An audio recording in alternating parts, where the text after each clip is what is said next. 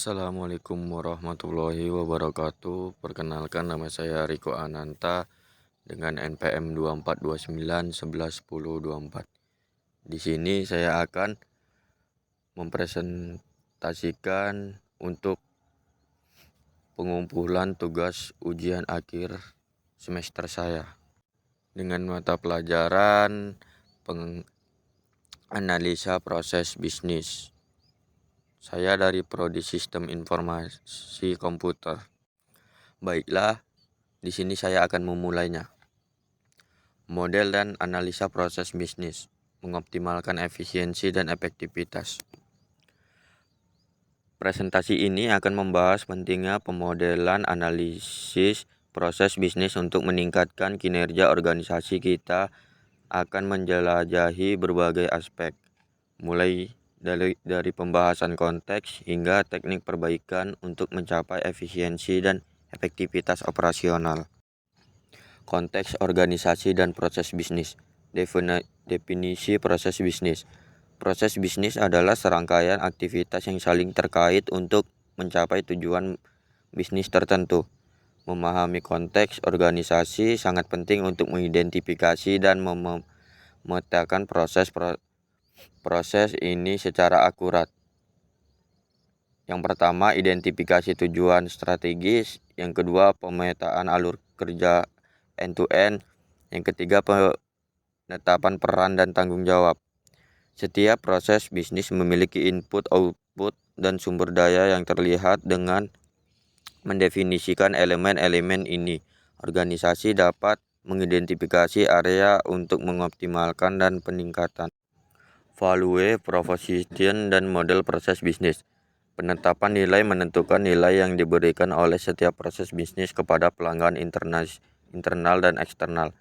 Ini membantu memprioritaskan proses yang paling berdampak. Pemodelan proses, membangun representasi visual dari proses bisnis, membantu dalam memahami alur kerja, mengidentifikasi hambatan, dan merancang perbaikan. Pengukuran kinerja, menetapkan metrik yang relevan untuk mengukur efisiensi dan efektivitas proses. Data ini krusial untuk analisis dan pengambilan keputusan berbasis bukti.